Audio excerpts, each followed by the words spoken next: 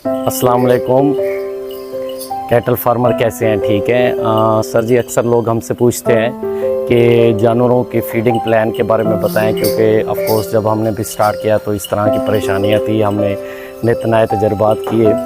तो मैं बताता चलूं कि जब हम फर्स्ट टाइम एनिमल लेके आते हैं तो पहले भी मैंने जैसे आपको बताया कि हम आते ही एनिमल्स की डिवर्मिंग कराते हैं। जैसे ये एनिमल्स हैं, इनकी सेहत आप देख रहे हैं थोड़ी सी लागर किस्म की है। जब ये फीड लेते हैं तो बहुत अच्छे हो जाते हैं। तो जब ये स्टार्ट में आते हैं तो हम इनको कोई वंडा नहीं डालते, क्योंकि इनकी डिवर्मिंग होती है।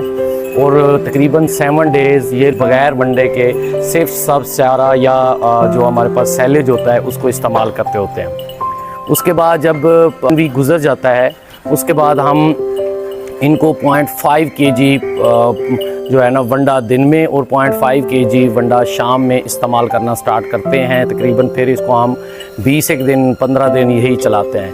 उसके बाद फिर 1 किलो वंडे पे चले जाते हैं। अब ये एनिमल्स हैं, इनको तकरीबन 1 माह हो गया है, तो हम इन एनिमल्स को अब 1 किलो वंडा इस्तेमाल करवा रहे हैं। 1 किलो सुबह 1 किलो शाम को। तो ये हमारे पास एनिमल्स हैं जिनको हमने यहाँ पे ये 1 किलो इस्तेमाल करवा रहे हैं। अब हमारे पास उसके बाद ये है फ्लॉक। ये फ्लॉक इसको थोड़ा सा टाइम हो गया है, तो ये इस एनिमल्स को हम 1.5 किलो वंडा सुबह इस्तेमाल करवा रहे हैं फ़ी एनिमल, और 1.5 किलो वंडा शाम को इस्तेमाल करा रहे हैं। और ये हमारे पास सबसे लास्ट में ये फ्लॉक है, कैमरामैन दिखा सकता है। ये फ्लॉक हमारा आलमोस्ट जो है ना एंड है। इसको हम तकरीबन महीना एक और खड़ा करेंगे यहाँ पे। इसके बाद इनका स्लाटरिंग करवाएंगे। तो इसमें मैं आपको बताता चलूँ, ये हम इनको 2 किलो वंडा सुबह 2 किलो शाम में वंडा इस्तेमाल कर रहे हैं, ताकि जो है ना इनकी ग्रोथ मैक्सिमम हो सके।